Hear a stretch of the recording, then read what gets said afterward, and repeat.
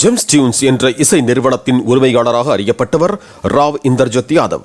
கடந்த ஆண்டு டிசம்பர் மாதம் ஹரியானா மாநிலம் ரோத்தகில் மஞ்சித் திகல் என்ற பினான்சியர் கொலை செய்யப்பட்ட வழக்கில் ராவ் இந்தர்ஜித் யாதவ் பெயரும் அடிபட்டதால் அவர் நாட்டை விட்டே தப்பிச் சென்றார். ராவ் இந்தர்ஜித் யாதவின் பண மோசடி வழக்கு தொடர்பாக டெல்லி மற்றும் ஹரியானாவின் குருகிராம் மற்றும் ரோத்தக் முழுவதும் 10 இடங்களில் அமலாக்க இயக்குநரகம் திங்கட்கிழமை சோதனை நடத்தியது. இந்த சோதனையில் 5 சொகுசு கார்கள், வங்கி லாக்கர்கள், 17 லட்சம் ரூபாய் ரொக்கம், பல்வேறு குற்ற ஆவணங்கள், டிஜிட்டல் சாதனங்கள் மற்றும் யாதவ் மற்றும் அவரது கூட்டாளிகள் தொடர்பான டிஜிட்டல் தரவுகள் போன்றவை பறிமுதல் செய்யப்பட்டதாக கூறப்படுகிறது. பிளே ஸ்டோர் மற்றும் ஆப் ஸ்டோரில் இருந்து பாலிமர் செயலியை QR கோடு மூலம் பதிவிறக்கம் செய்யுங்கள். செய்திகளை உடனுக்குடன் பெறுங்கள்.